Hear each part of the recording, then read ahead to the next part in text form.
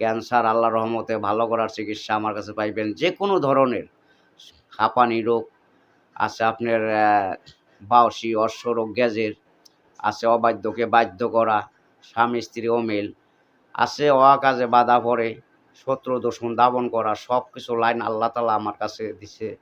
আমি পাইছি, সঠিকভাবে চিকিৎসা করি, ইনশাআল্লাহ চিকিৎসা নিতে পারবেন।